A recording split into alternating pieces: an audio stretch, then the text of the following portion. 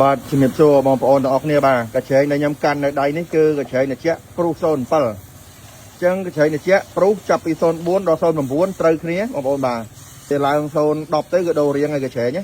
អញ្ចឹងសម្រាប់កញ្ឆេងដែលខ្ញុំកាន់នេះកញ្ឆេងព្រុស07កញ្ឆេងត្រជាក់នេះលិចឡានមកអស់គេលេងហើយឥឡូវនេះខ្ញុំចាប់ផ្ដើមបុកខ្យល់ណាបងប្អូននេះបុកខ្យល់នេះបុកខ្យល់ហើយខ្ញុំដាក់ទឹកលោមើលតែវាលិចអត់អញ្ចឹងណាបងប្អូនបាទហើយនេះសង្ហាខ្យងរបស់ Highlander នេះរបស់ Highlander បងប្អូនមកថាដីមកហ៎នេះមិនទាន់លាងនេះទុំរបស់ព្រុសលាងហើយនៅបងរៀបចូលវិញបាទនេះឡានបងប្អូនបាទឡានព្រុសនេះ Highlander បងប្អូនណាបាទចឹងសម្រាប់បងដែលស្វែងរកយានដ្ឋានណាដែលមានជំនាញបាទមានឯកទេសខាងជួសជុលម៉ាស៊ីនត្រជាក់បាទ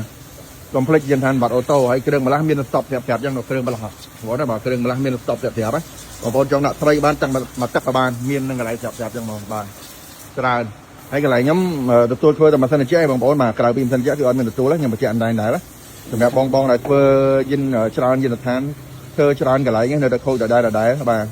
ហើយរើរូសខ្លាចបាក់ដៃបាក់ជើងរើទៅខ្លាចចាប់ចូលទៅវិញលន់មានបញ្ហាអីអាចយកមកអូតូបានបាទព្រោះអីភាសាតែជំនាញគឺវាច្បាស់បងប្អូនបាទទោះយើងមិនបាន10ក៏បាន8បាន9ដែរយើងរើរាល់ថ្ងៃធ្វើរាល់ថ្ងៃហ្នឹងហៅថាភាសាជំនាញបាទនេះឆេងជាព្រុសមិញបងប្អូនបាទដែលខ្ញុំថតមិញឡានមកដល់បាត់ហ្គាឡានព្រុសបាត់ហ្គាលេចបងប្អូនបាទប៉ុណ្ណាណៃបងប្អូនបាទមកប្រូនេះក៏ឆេងជារបស់ Highlander មួយណា Highlander នេះវិញ Highlander ហ្នឹងបងប្អូនបាទនោះ Highlander នៅចំហៀងខាងនោះនេះក៏ឆេងរបស់ Highlander ឡានមកបាត់ហ្គាជាងខ្ញុំថាមកបាត់ហ្គាហើយលាន់កុំព្យូទ័របញ្ហាលាន់កុំព្យូទ័រអាចនៅបាត់ហ្គាហ្នឹងហ្គាអត់គ្រប់ចំនួនណាហើយបងប្អូនឃើញ30នេះចាំមើលលេចអត់ហើយសម្រាប់ព្រុសនេះបាទសម្រាប់ព្រុសនេះបងគាត់ផ្លាស់ប្ដូរកញ្ឆេងថ្មីស្រៀនធានា3ខែនោះកញ្ឆេងបងចាប់តោនោះ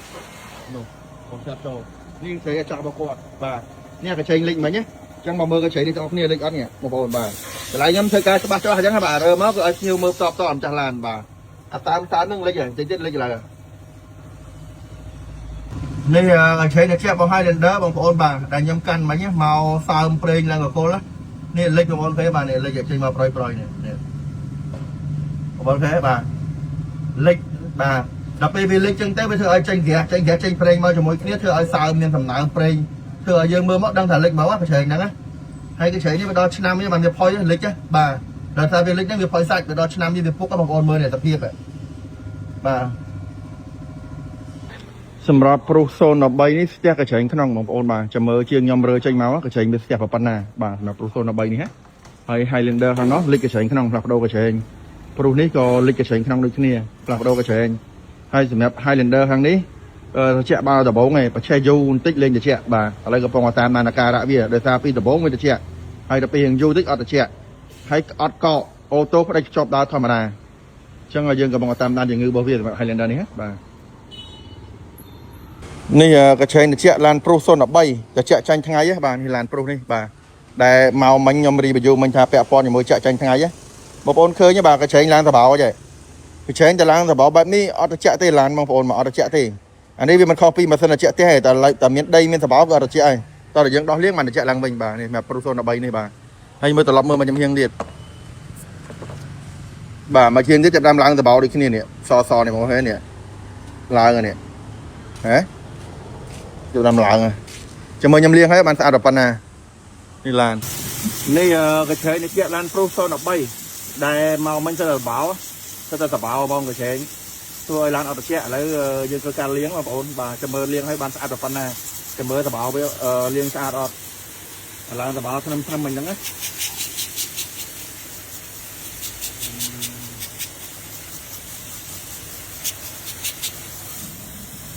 អាតបងប្អូននេះកញ្ឆេងត្រជាក់របស់ព្រុស03បងប្អូនបាទដែលកញ្ឆេងមកមិញធ្វើតែសបោនេះបងប្អូនបាទបន្ទាប់ពីលាងហើយគេស្អាតទេមានសបោណាទៀតនេះបងប្អូនឃើញបាទជាក់ស្ដែងអញ្ចឹងសម្រាប់ឡានបងប្អូនដែលអត់ត្រជាក់ចាក់ចាញ់ថ្ងៃអាចយកមកដោះលាងបានបាទហើយយកមកដោះលាងយើងរើតាប់ឡូលាងបែបនេះលាងបានស្អាតបាទលាងមួយដល់មួយហ្មងលាងម្ដងប្រើរាប់ឆ្នាំយើងលាងបានទាំងកញ្ច្រែងយើងបានទាំងបិទប៉ុងថ្មីយើងបានសម្អាតទាំងដីក្នុងក្រៅបាទ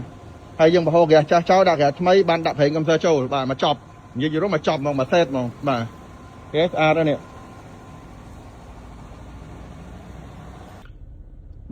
បន្ទាប់ពីលាងហើយ ប្រុស013ដែលកញ្ឆេងសដីសិតសបោបងប្អូនបាទបន្ទាប់ពីលាងហើយនេះកម្រិតជា5ចុចបងប្អូនណាបាទហើយយើងដាក់ឡូយកខ្យល់មកមុខហើយដាក់តាមកម្មទេបាទជាក់ខ្លាំងឡានបាទបន្ទាប់ពីយើងវាស់កម្រិតត្រជាក់ប្រុស013ហើយឥឡូវនេះមកដល់570មួយគ្រឿងទៀតទេបងប្អូនបាទ570នេះ570លេខបាត់ហ្គាសដូចគ្នាបាទលេខបាត់ហ្គាសឥឡូវយើងដោះកញ្ឆែកមើលកញ្ឆេងខាងក្រោយហើយខាងមុខដោយសារឡានមកបាត់ហ្គាស570ប្រុស570ហើយមុនពីព្រឹកមិញយើងឃ្លាទៅច្រើនគ្រឿងហើយបងប្អូនបាទឥឡូវជាងខ្ញុំកំពុងតែធ្វើតេស្តដើម្បីរើយកកញ្ឆេងក្នុងមកបុកទឹកមើលហើយនឹងកញ្ឆេងផ្នែកខាងក្រោយហើយកុំព្យូទ័ររៀងរាន់ច្រៅតិចប៉ុន្តែអត់តាន់ខូចទេអានេះយើងដោះកញ្ឆេងក្រោយរោតម្រងដាក់ប្រេងវិញទៅអាចស្ងាត់ហើយសម្រាប់570នេះបាទ